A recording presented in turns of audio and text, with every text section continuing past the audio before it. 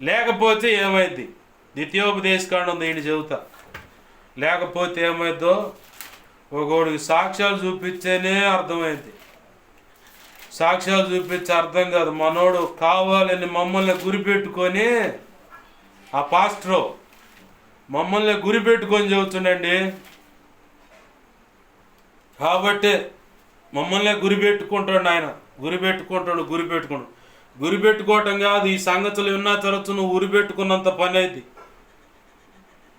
ఏంది ఏమైంది? ఈ సంగతి విన్న తర్వాత ఉరిపెట్టుకున్నంత పని అయింది అన్నమాట.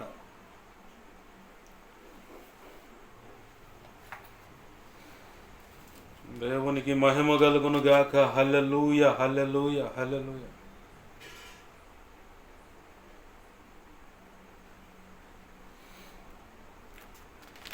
ప్రభు అంటున్నాడు,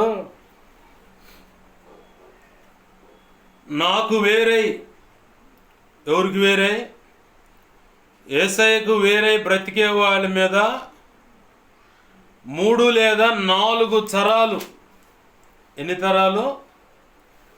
3 లేదా 4 తరాలు వాటికి శాపాన్ని ఇస్తానన్నాడు ఆయన.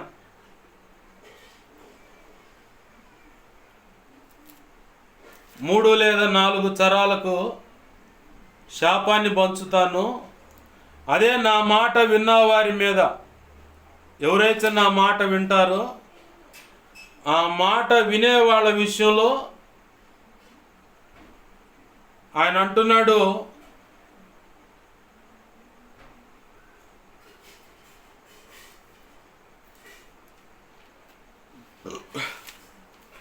ఆయన మాట వినేవారి విషయంలో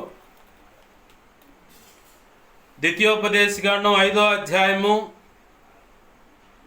9-10 వచనాలు మనం చదువుతామండి. దయతో జ్ఞాపకం చూడండి. ఇది వాటికంటూ పైన చెప్పబడిన వాటికంటే అక్కడ 6వ వచనం చూస్తే, దాసుల గృహమైన ఐగుప్తు దేశంలో నుండి నిన్ను రప్పించిన నీ దేవుడైన యెహోవాను నేనే. నేను తప్ప వేరొక దేవుడు నీకు ఉండకూడదు. పైనున్న ఆకాశం అందే గాని, క్రిందనున్న భూమి అందే గాని, భూమి క్రిందనున్న నీళ్ల అందే గాని యుండు దేని పోలికనైనను విగ్రహమును చేసుకొనకూడదు. వాటికి నమస్కరింపకూడదు, వాటిని పూజింపకూడదు. నీ దేవుడైన యెహోవానగు నేను రోషము గల దేవుడను. నన్ను ద్వేషించు వారి విషయములో 3-4 తరముల వరకు తండ్రుల దోషమును కుమారుల మీదకు రప్పించుచు, నన్ను ప్రేమించి నా ఆజ్ఞను గైకొను వారి విషయములో 1000 తరముల వరకు కరుణించు వాడనై ఉన్నాను. ఆమేన్, హల్లెలూయా. ఎక్కడ ఇది చెప్పింది? మళ్ళీ చెప్తున్నా. ద్వితీయోపదేశకాండము చదువున్న మీ పిల్లల చేత చదివించుకోండి. ద్వితీయోపదేశకాండము 5వ అధ్యాయము 6వ వచనం నుంచి 10వ వచనం వరకు నేను చదివా. ఎవరి విషయం ఇది? కొంతమంది తెలివిగల భక్తులు ఉన్నారు, అది ఇశ్రాయేలీల గురించి కదా అని చెప్పని. ఓకే, నీ మాట చొప్పునే వస్తా. అపోస్తుల కార్యం 15వ అధ్యాయము. తెలివిగల భక్తులు, అదే సావు తెలివితేటలు అంట. ఈ ఆధ్యాత్మిక జీవితంలో కూడా కొంతమందికి సావు తెలివితేటలు ఉంటాయి. అవన్నీ ఐగుప్తులో ఇజ్రాయేలీలు కదా అని. సున్నతి అనేది నిబంధన. సరే, క్రీస్తు రక్తంలో గడగబడ్డ మనకు వర్తించవు కదా అంటే తెలియగలవాడు. రా, వర్తించవో లేదో నీకు చెబుతాడు. రా, అపోస్తుల కార్యం 15వ అధ్యాయము 19వ వచనం చదవండి. ఆదిమ సంఘం ప్రారంభంలో ఉన్న 12 మంది అపోస్తులు, పౌలు, బర్నబా, శీల, ఆ కాలంలో ఉన్నటువంటి సంఘస్థులు, అలాగనే పరిశుద్ధాత్మ దేవుడు కూడా, ముగ్గురు అందరూ కలిసి సాక్ష్యం ఇస్తున్న మాట ఇది. పరిశుద్ధాత్మ దేవుడు కూడా అని ఎందుకన్నానంటే, అపోస్తులు అంతా తీసుకుంటున్న నిర్ణయాలు పరిశుద్ధాత్మకు మాకు కరెక్టే, ఇది ఖచ్చితంగా సబబే అని చెప్పని తోచెను అన్న మాట ఉంది బైబిల్లో. అపోస్తులు పలికిన మాట ఇది. వెతకండి, కావాలనే రెఫరెన్స్ చేయట్లే నేను. మైండ్కి కొంచెం పదును పెడతానికే ఈ మాట మీకు వదిలేస్తున్నాను.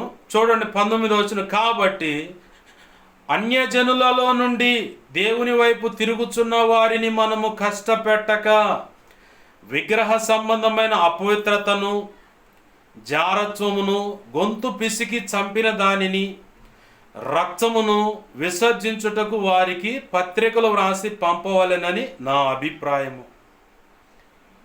ఈ మాట పౌలు బర్నబాతో అంతియోకయకు పంపుటకు యుక్తమైన అపోస్తులకును పెద్దలకును సంఘమంతటికి తోచెను. ఎవరెవరికి నచ్చిందంట అది? పౌలు బర్నబాలతో ఈ సంగతి అంతియోక సంఘానికి పంపటానికి యుక్తమని అపోస్తులకు పెద్దలకును సంఘమంతటికి తోచెను.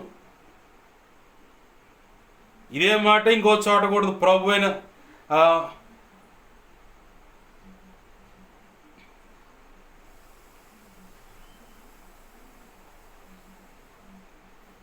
మళ్ళీ 28వ వచనంలో కూడా చూడండి, ఇక్కడ ఉంటుంది, విగ్రహములకు అర్పించిన వాటిని, రక్తమును, గొంతు పిసికి చంపిన దానిని, జారత్వమును విసర్జింపవలెనని. ఈ అవశ్యమైన వాటికంటే ఎక్కువ ఏ భారమును మీ మీద మోపకూడదని పరిశుద్ధాత్మకును మాకును తోచెను. వీటికి దూరంగా ఉండుటకు జాగ్రత్త పడితిరా, అది మీకు మేలు, మీకు క్షేమము కలుగునుగాక. ఆమేన్, హల్లెలూయా. కనపడదా మాట? పరిశుద్ధాత్మకును మొదటిగా అపోస్తులు, సంఘ పెద్దలు, సంఘమంతటికి, అలాగే పరిశుద్ధాత్మకి, అంటే నలుగురు సాక్ష్యం ఇస్తున్న మాట ఇది. వాళ్ళతో పాటు కలిసి నేను కూడా ఇస్తున్న సాక్ష్యం.